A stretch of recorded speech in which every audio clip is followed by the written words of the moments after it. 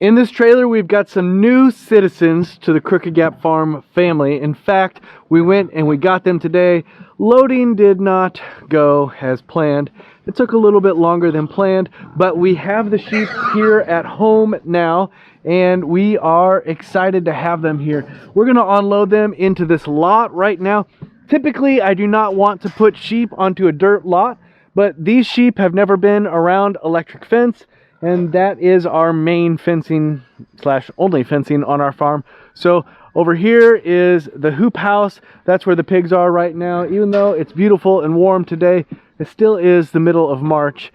And so there in the hoop house, the sheep are going to go out into this corral, learn their electricity, their electric fence, and then we'll be able to move them with the rest of the cattle and the rest of the sheep, and eventually to the pastures. But that's going to have to be a discussion for tomorrow. Right now I just want to get them unloaded, and then we'll go a little deeper into our plans for the sheep and why I think they're going to be a big deal for Crooked Gap Farm moving forward. Let me tell you, I have never loaded such difficult to load sheep as these sheep. They were like anti-flocking. Some of them would get in the trailer, or we would physically lift some into the trailer. They would stay in the trailer. Everybody else would just look at them. It's the same way coming out. As you can hear, the old established Crooked Gap Farm sheep are welcoming the new sheep to the farm. The new sheep, they're not quite sure what to do. I don't know how many trailer rides they've been on, if any.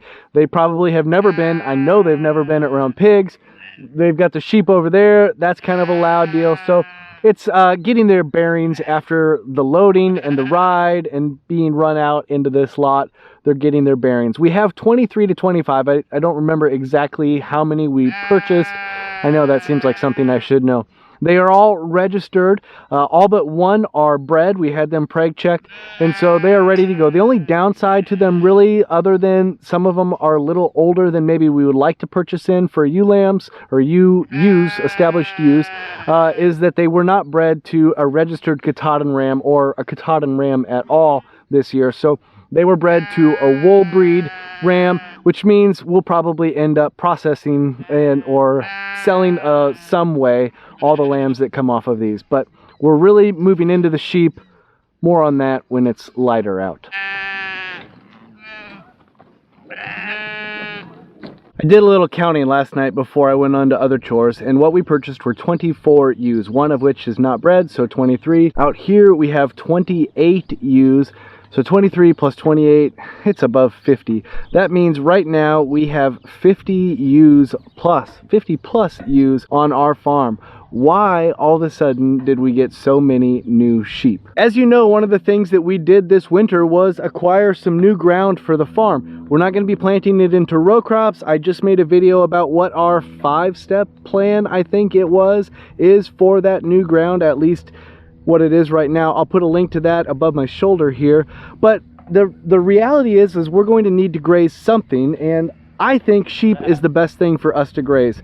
We did get registered sheep though, so that's another question, and I'll gladly answer that. First of all, we just generally like the breed of Katahdin sheep. We've had some decent success with them when we have good sheep, and we like the idea of being able to raise something that is parasite resistant, good mother, no shearing. I have sheared sheep. I am not a fan of shearing sheep. And so all of those packages go well into the Katahdin. Of course, you don't have to do registered. We are big fans of Will Harris or Greg Judy, and I know that they don't do registered on everything. Greg Judy, you know, specifically does not on his sheep, and he has a great market selling breeding animals. For us, though, we just felt like maybe this would be another good market to have our hands into, that have all of those traits: the good mothering abilities, the low parasite load or parasite resistance, and then, you know, that do well good on grass. As you can tell, these new sheep have not quite warmed up to their new area. It probably has something to do with these noisy pigs over behind my shoulder here. Why in the world did we double our sheep flock with just about 1 or 2 months until lambing season?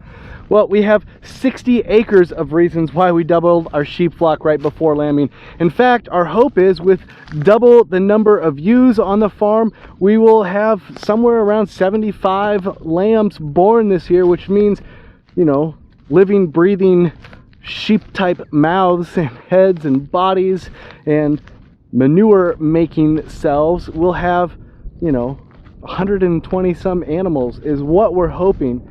And we want to be able to bring them over here to this land and start putting animals on this ground, bringing it back to life. And we really felt like sheep was the best way to go for that. And there's probably more than one reason we felt that way. First of all, have you seen the price of stocker calves lately, especially 100% grass-fed stocker calves? The idea of buying 5 or 7 or 10 or 15 that we would want to have on this ground to have that animal impact, to be able to eat the forages that, Lord willing, and the rain comes, will grow on this ground this year through our cover crops.